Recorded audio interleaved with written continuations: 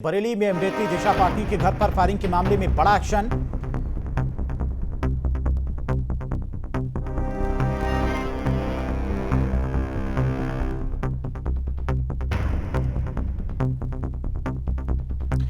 और चलिए हमारे साथ में ADG law and order Amitabh Yash ji जुड़ गए हैं। अमिताभ जी, न्यूज स्टेट पर बहुत बहुत स्वागत है आपका। जिस तरह से ये कार्रवाई हुई है दिशा पाटिल के घर पर, जो दो लोगों के द्वारा फायरिंग की गई थी 11 से 12 राउंड, इसको लेकर बहुत सारे सवाल उठे थे। कानून व्यवस्था को लेकर बहुत सारे सवाल उठाए जा रहे थे, लेकिन मुख्यमंत्री योगी आदित्यनाथ ने खुद जो दिशा पाटिल के पिता हैं जगदीश पाटिल, उनसे बातचीत की थी और आश्वासन दिया था कि जल्द ही आरोपियों को पकड़ा जाएगा। यूपी में क्राइम के प्रति जीरो टॉलरेंस की नीति है और कोई भी यहाँ क्राइम करेगा तो यूपी पुलिस ये इंश्योर करती है, खास करके ऑर्गेनाइज क्राइम के लिए बहुत ही सख्त कार्रवाई करती रही है। और इसी नीति के तहत इस घटना को यूपी पुलिस ने एक चैलेंज के रूप में लिया था, क्योंकि इस प्रकार की घटनाएं खौफ पैदा करती हैं जनमानस में और साथ ही वो माहौल को भी बिगाड़ती है। लगातार अभिसूचना संकलन और आसपास के प्रदेश के भी क्राइम रिकॉर्ड्स से मिलान, सीसीटीवी फुटेजेस, तकनीकी विश्लेषण के बाद इन अपराधियों की पहचान हुई थी और लगातार यूपीएसटीएफ आसपास के प्रदेशों की पुलिस की मदद से भी लेकर के और ये कार्रवाई कर रही थी। आज ये बड़ी सफलता मिली है। दो अपराधी जो इस शूटआउट में शामिल थे वो उनके साथ यूपी पुलिस और दिल्ली पुलिस सीआई यूनिट की जॉइंट मुठभेड़ हुई है। ये अपराधी गोल्डी बरार रोहित गोदारा गैंग से जुड़े हुए थे। गोल्डी बरार का लोकेशन इस समय कनाडा माना जाता है, रोहित गोदारा संभवतः पोर्टुगल में है। रविंद्र जो इस घटना में हताहत हुआ है वो कई घटनाओं में शामिल रहा है। उसने पुलिस के ऊपर पूर्व में फायरिंग भी की है, जिसमें एक कांस्टेबल को सीने में गोली लगी थी। मौके से 9 mm की एक ग्लॉक और एक जिगाना पिस्टल और काफी मात्रा में कारतूस बरामद हुए हैं। ये प्रोफेशनल क्रिमिनल्स थे और इनके खिलाफ सख्त कार्रवाई अत्यंत आवश्यक थी, ताकि ये मैसेज जाए कि यूपी में क्राइम के प्रति जो माननीय मुख्यमंत्री जी ने निर्देश दिए हैं कि जीरो टॉलरेंस होना चाहिए, उसको कायम रखा जाए। अमिताभ जी, जो दोनों आरोपी आज ढेर किए गए मुठभेड़ में, इनके बारे में क्या कुछ जानकारी मिल पाई है?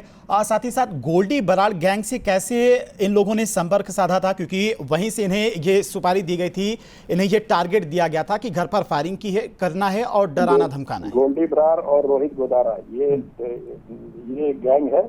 रोहित गोदारा का एक गैंग मेंबर लुपिन नेहरा इस गैंग को चलाता है, यहाँ के ऑपरेशन देखता है और उसके द्वारा रविंद्र को ये सुपारी दी गई थी, इस काम करने को कहा गया था। ये सूचनाएं यूपीएसटीएफ को और साथ ही अन्य पुलिस यूनिट्स को, अन्य स्टेट की पुलिस यूनिट्स को भी जानकारी मिली थी। इस जानकारी पर काम करते हुए ये कार्रवाई हुई है।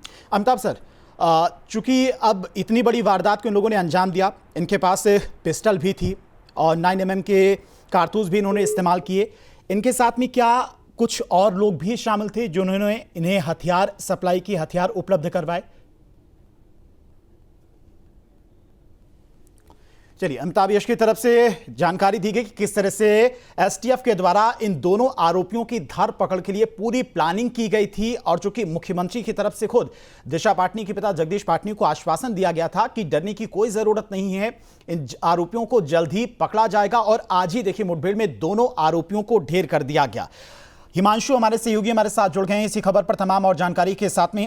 हिमांशु, दोनों अपराधियों पर 1-1 लाख रुपए का इनाम घोषित था, यानी कि इससे पहले भी इन लोगों ने कई आपराधिक वारदातों को अंजाम दिया था और जिस तरह से महज 2 दिन के अंदर ही दोनों आरोपियों को पुलिस ने यूपीएसटीएफ ने मुठभेड़ में मार गिराया है, ये अपने आप में एक बड़ी कामयाबी है और एक मैसेज भी है लॉ एंड ऑर्डर को लेकर।